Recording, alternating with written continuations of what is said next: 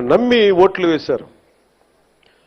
బాధ్యత వచ్చినప్పుడు ఎవరి మీద నెట్టలేదు. మీ వల్ల జరిగింది, మా వల్ల జరిగింది అని. తప్పు ఎవరి వల్ల జరిగినా మేమందరం ప్రభుత్వంలో భాగస్వామ్యం కాబట్టి మనస్ఫూర్తిగా నిన్న దేశాన్ని క్షమాపణలు అడిగాను జరిగిన తప్పుకి. ఇది దేనికి క్షమాపణలు అడగాలి అంటే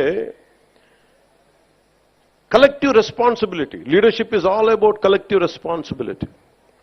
పంచాయతీరాజ్లో తప్పులు జరిగితే అది మా అందరి సమిష్టి బాధ్యత. నా దగ్గర నుంచి ఆఖరిగా ఉండే మన గ్రామాలు ఉండే వరకు, ఫీల్డ్ అసిస్టెంట్ వరకు తప్పుది. ఎవరు తప్పు చేసినా బాధ్యత తీసుకోవాలి.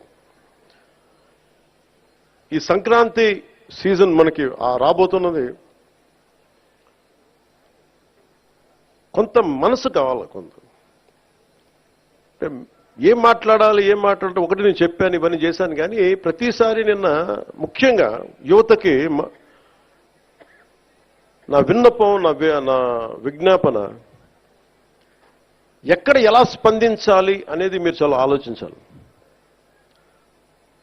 చావు సమయంలో కూడా, ప్రమాదమైన సమయాల్లో కూడా నేను వస్తే సినిమా పేర్లు కానీ, కేరింతలు కానీ, ఒకళ్ళు చావుకి వెళ్ళాం మనం, ఒకళ్ళు దెబ్బలు తిన్నారు, చనిపోయారు. ఇలాంటి సమయంలో కూడా మనం కూర్చొని కేరింతలు, అరుపులతో ఉంటే భావ్యమా లేదా అనేది ప్రతి ఒక్కరు ఆలోచించాలి. పోలీసుకి కొన్నిసార్లు సహకరించాలి మీరు. అంటే ఎవరి బాధ్యత కనుక వాళ్ళు సవ్యంగా నిర్వర్తిస్తే ఒత్తిడి తగ్గుద్ది. నేను చూడండి, తిరుపతిలో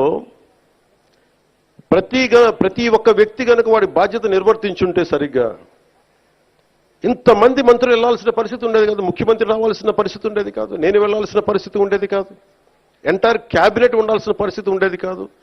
దానికి అదనంగా పోలీసులందరికీ ఒత్తిడి, డిఎస్పీలకి, ఎస్పీలకి అందరికీ ఒత్తిడి. అంటే ఒక్క చిన్నపాటి ఏరియాలో ఒకళ్ళు చేసిన తప్పుకి మొత్తం సమిష్టిగా జిల్లా పోలీస్ యంత్రాంగం, ఎస్పీ గారితో సహా దాన్ని ఫలితం అనిపించాల్సి వచ్చింది. నాకు ప్రత్యక్షంగా దానికి సంబంధం లేకపోయినా నేను దాంట్లో ప్రభుత్వంలో బాధ్యత కాబట్టి సనాతన ధర్మాన్ని పాటించే హిందువులందరినీ నేను క్షమాపణ అడిగాను. అంటే ఇది ప్రతి ఒక్కరూ బాధ్యత నిర్వర్తించాలి. కేవలం నాయకులకి ఓట్లేస్తే సరిపోదు. ప్రతి ఒక్క ప్రజాప్రతినిధి కానీ, అధికారి కానీ, ఉద్యోగి కానీ ఎవరి బాధ్యతలు వాళ్ళు నిర్వర్తించాలి. లేకపోతే మటుకు ఇలాంటి దుర్ఘటనలే వస్తాయి, అభివృద్ధి ముందుకెళ్తుంది.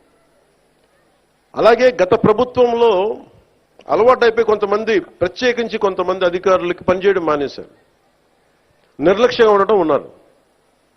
అధికారికి పార్టీ పట్ల, ఏ పార్టీ అయినా సరే, జనసేన కాదు, తెలుగుదేశం కాదు, భారతీయ జనతా పార్టీ కాదు, గతంలో ఉన్న పార్టీ కూడా కాదు, your loyalty is for the people.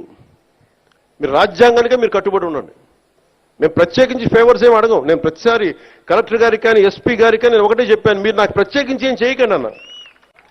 కనీసం మీరు మాకు చేయాల్సింది న్యాయం అందరికీ జరిగేలా చూడండి అని చెప్పాను. మా వాళ్ళు శిక్షిస్తే, తప్పు చేస్తే మాకు కూడా బాధ్యత ఏర్పడని చెప్పాను. ఎందుకంటే నేనే స్వయంగా అసెంబ్లీలో నేనే చెప్పాను, తప్పు చేస్తే నన్ను కూడా శిక్షించమని. అలాంటిది మీరు మా వాళ్ళు రక్షించమని నేను అడగట్లే, కానీ రాజ్యాంగం ఇచ్చిన విధుల్ని సంపూర్ణంగా పరిరక్షించమని నేను మనస్ఫూర్తిగా అడుగుతా ఉన్నాను.